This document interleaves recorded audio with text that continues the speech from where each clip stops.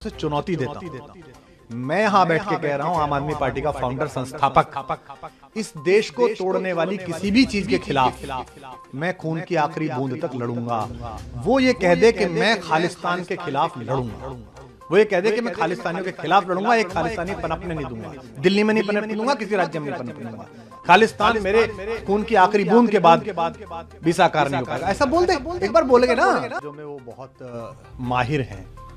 पहला तो बड़े आत्मविश्वास के साथ सफेद झूठ बोलना कोई भी, और दूसरा एक सूरत बना के ये सिद्ध करना कि पूरी दुनिया जो है उनके पीछे पड़ी हुई है। इस प्रक्रिया से उन्होंने एक समय में पूरे देश का मूर्ख बनाया, फिर हम साथियों का मूर्ख बनाया, फिर एक प्रदेश के लोगों पे डोरा डाला। यहां तक तो बात आती जाती रही, सरकार जीते हारे, लेकिन अगर कोई देश की बात थी और मुझसे अचानक किसी इंटरव्यू में एक वाक्य निकला तो उसमें इतनी परेशानी क्यों? वो आए ना, वो बात करें यहां पर आकर। तो उन्होंने एक बार भी ये नहीं कहा। मैं तो ये पूछना चाहता हूं भाई, आपको तो किसी ने टेररिस्ट नहीं कहा, पर हां आप मुझे ये बताइए, देश को बताइए कि क्या पिछले चुनाव में आपके घर पर टेररिस्ट एसोसिएशन से सिंपैथी रखने वाले लोग, बात कराने वाले लोग आते थे या नहीं थे? जब मैंने उस पर आपत्ति उठाई थी तो पंजाब की मीटिंग से मुझे बाहर कर दिया गया था, नहीं कर दिया गया था। और मैंने एक दिन रंगे हाथ पकड़ी थी घर पे मीटिंग, बाहर एक प्रहरी भी खड़ा था कि नहीं नहीं अंदर मीटिंग चली, मैंने उसको धक्का दिया, हरियाणा का प्रहरी था वो, राइट साइड हट। अंदर जाके देखा तो वही लोग बैठे हुए थे। मैंने कहा किनके साथ मिल रहा है? नहीं नहीं कुछ नहीं, इसका बड़ा फायदा होगा, इसका बड़ा फायदा होगा। तो वो ये बताएं, वो ये बताएंगे नहीं, बाकी सब वो तरह तरह के आरोप प्रत्यारोप करते रहेंगे। दूसरा, वो किसी प्लेटफॉर्म पे आके बहस क्यों नहीं करते हैं?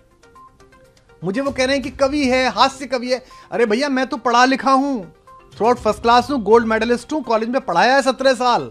तुम तो एक ऐसे हास्य कलाकार को लिए घूम रहे हो जिसपे 10वीं 12वीं भी 3 बार में हुई है।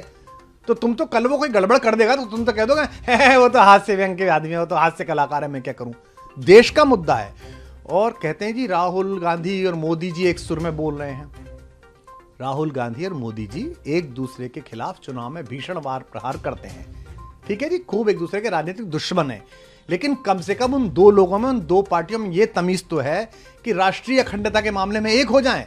राहुल गांधी अपने पिता, अपनी दादी को इसी राष्ट्रीय अखंडता के मुद्दों पे खो चुके हैं, इसी पंजाब में बलि चढ़ चुकी है। प्रधानमंत्री कश्मीर से लेकर कन्याकुमारी तक भारत का संविधान इकसार कर चुके हैं।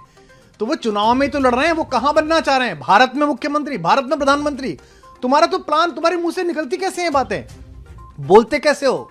और आखिरी बात मैं कहना चाहता हूं आपके माध्यम से, मैं उसे चुनौती देता हूं। मैं यहां बैठ के कह रहा हूं, आम आदमी पार्टी का फाउंडर संस्थापक, इस देश को तोड़ने वाली किसी भी चीज के खिलाफ मैं खून की आखिरी बूंद तक लड़ूंगा।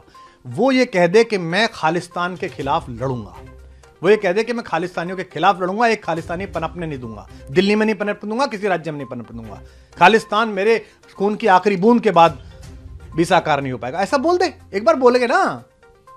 क्या चुनाव करता है? इतनी बात कहने में क्या दिक्कत है कि मैं खालिस्तान के खिलाफ हूं? मैं कह रहा हूं मेरे खिलाफ तो प्रोपेगेंडा आपने वैश्विक करा दिया, पंजाब में चुटकुले कवि सम्मेलनों के वायरल करवा दिए, पर अब जब ये लोगों को बात पता चली कि तुम्हारा बेसिक इंटेंशन क्या है तो कह रहे नहीं मैं तो ऐसा हूं, मेरे पीछे पड़ गए। ये विक्टिम कार्ड बहुत खेल लिया, मैं तो गरीब आदमी हूं, मैं तो फला आदमी हूं।